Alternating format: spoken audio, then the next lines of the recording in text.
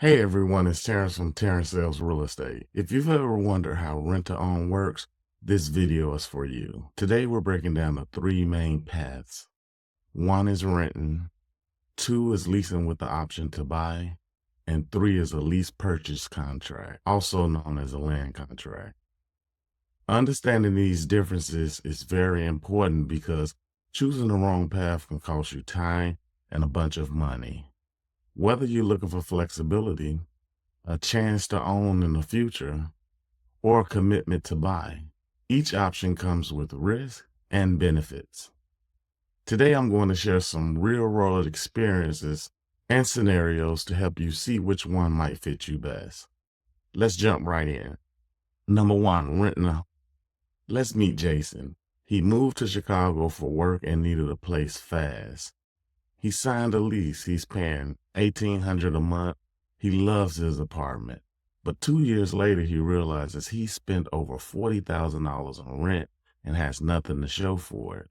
When a landlord decides to sell, Jason has to move. Renting gives flexibility, but it doesn't help build long-term wealth. Some of the pros is low upfront costs, the flexibility to move without financial penalties.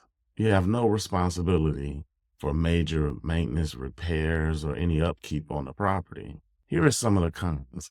You don't build up no equity for yourself. Rent prices can increase every year, and there is no guarantee that you can stay long term. Leasing with the option to buy. Now let's talk about Monica. She always wanted to own a home, but she needed more time to save money for a down payment. She found a house with a lease option agreement. She paid a 2-month down payment fee, and part of her rent went towards the purchase price. 2 years later, she improved her credit and saved enough to buy the property.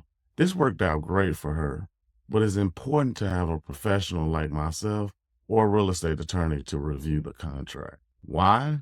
Because some sellers can include terms that don't favor the buyer, and I want to make sure that you're protected. But what happens if Monica decides not to buy? She loses her down payment that she put into the property. Any rent credits that she paid in over time since she's been there doesn't go toward the purchase price. Now, what if the seller changes their mind or fails to honor the agreement? Monica could face legal challenges to recover her money, which is why having a solid contract matters. Now, some of the pros. It gives you time to improve your credit and save for a down payment. Part of your rent may go toward the purchase price. It locks in the purchase price now and grows equity over time. You can touch that equity later.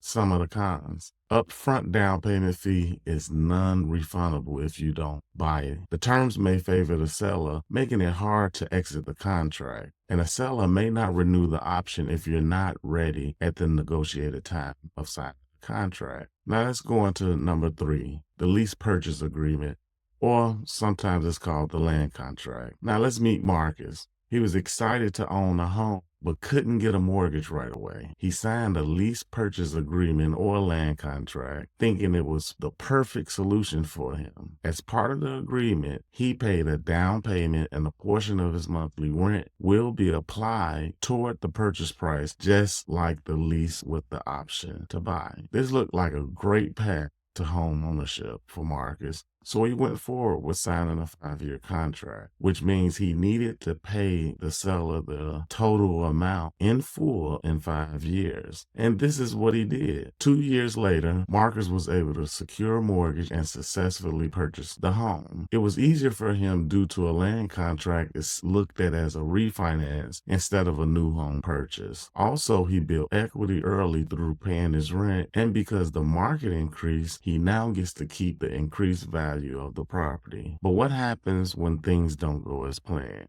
If Marcus had failed to qualify for a mortgage by the end of the term that was negotiated, he would lose his down payment and all the rent credits that he's paid over time to the seller.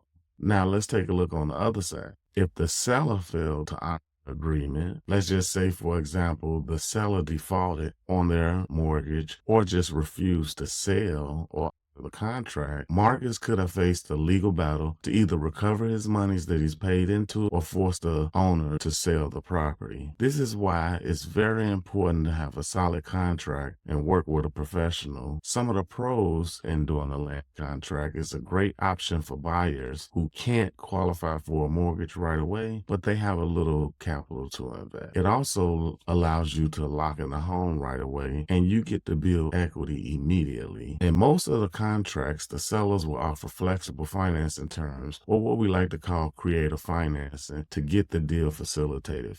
Some of the cons is you have to remember it's a binding contract. If you can't buy, you will lose your money. You're going to be responsible for all maintenance and repairs, and the seller may still have a mortgage, which can be a little risky on your end, which can cause a foreclosure if they don't pay the mortgage company. Look, navigating rent-to-own agreements can be confusing, and one wrong move can cost you thousands. If you want to make sure you're making the right choice, book a call with me today. I'll help you understand your options and find the best path to home ownership. Don't wait. Your future home is closer than what you think. Don't forget to like, comment, and subscribe to my channel, Terrence Sells Real Estate, for more tips and updates on Chicago real estate. See you in the next video.